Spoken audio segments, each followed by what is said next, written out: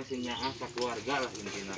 Sesuai dengan anjuran himbauan pemerintah, kita dilarang berkumpul untuk mencegah penyebaran virus COVID di desa. Tuh, nah, jadi ayah himbauan dari iya, penginten tanggap bencana darurat COVID teh sudah dicabut, berarti penyebarannya udah bisa diatasi. Kayak nama kita ikuti himbauan pemerintah aja.